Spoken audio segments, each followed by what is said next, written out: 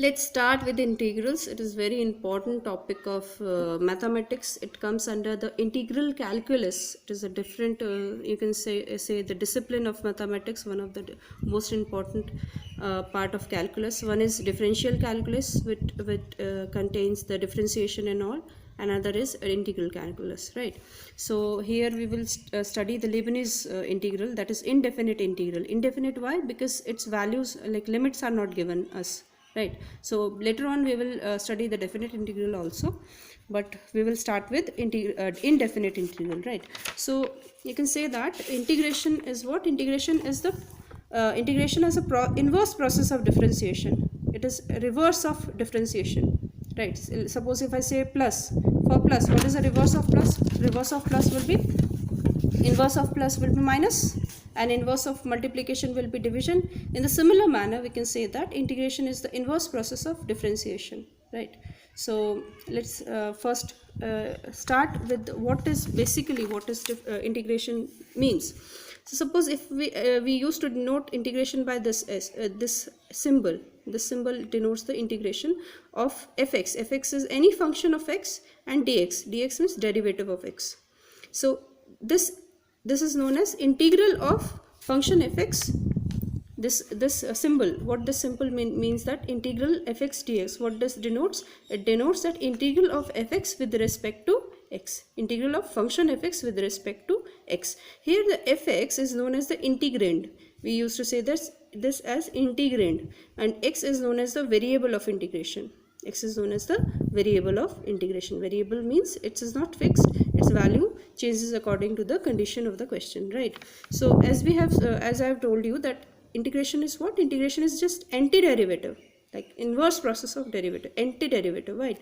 If like you have studied in differentiation that d by dx of x cube is equals to what? 3x square. When we find the differentiation of any number, it gets reduced. Okay, it gets reduced, right? Its value gets reduced. But similarly, it's a reverse process. That means reverse process will be what? Reverse process of differentiation is integration, so its values get increased, right? So if I take the integration of x square dx, so its value will be x cube by 3 plus c, right? C, why C? I have put here because C is known as a constant of integration, or we can say it as arbitrary constant. Arbitrary constant means it could have any value, and this integration is known as indefinite integral. Why? Because here the limits are missing. Here it could have any limit, so it is not definite. We cannot define it, right?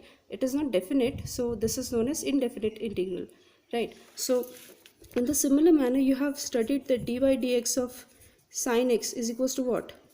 Cos x, right? Cos x, you know that. So that means if I take the like integral of cos x, right? So what I will get? I will get sin x plus c, right? I will get what? Sin x plus c. That means this derivative d by dx, if I shift it to the other side of the equation, it get converted to cos x, and I have to put this dx also here. Derivative with respect to x.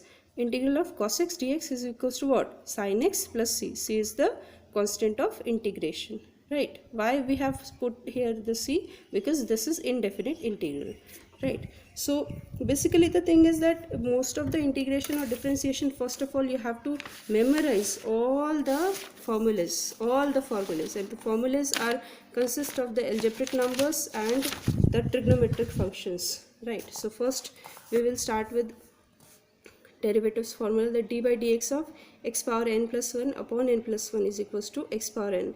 That means integral of x power n dx is equals to what? X power n plus 1 upon n plus 1 plus c, where n should not be equals to minus 1, because if I put n here minus 1, it will get infinity, converted to infinity. So that is not defined.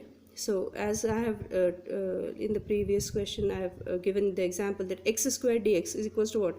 X to the power 2 plus 1 upon 2 plus 1. That is x cube by 3. X cube by 3. I have just showed you, na, this one. What is the integration of x square dx? It will be x cube by 3 plus c. So formula is what? The x here, x was square na, x power of x is square, so x, it will be x to the power 2 plus 1 upon 2 plus 1, right? So in this, in general, what we can write, x to the power n dx is equals to x to the power n upon n plus 1 plus c. Derivative of x is 1, so integral of x, the integral of dx means it is not having any function, it is having only 1, so integral of dx is equals to x plus 1, right? So derivative of sin x is cos x, that means integral of cos x will be sin x plus c. Derivative of minus cos x is equals to sin x, or you can say the derivative of cos x is equals to minus sin x. You can write here in this way also, derivative of cos x is equals to what? Minus of sin x. So that means if I take the integration of sin x, I will get what? Minus of cos x plus 3. Derivative of 10x is equals to sec square x, that means integral of sec square x dx will be what? 10x plus c, right? So next is derivative of minus cot x is equals to cos x square x, or I can say that derivative of cot x is equals to minus of cos x square x, that means integral of cosec square x dx is equals to minus of cot x plus c. Derivative of sec x is equals to sec x tan x, that means integral of sec x tan x dx is equals to sec x plus c.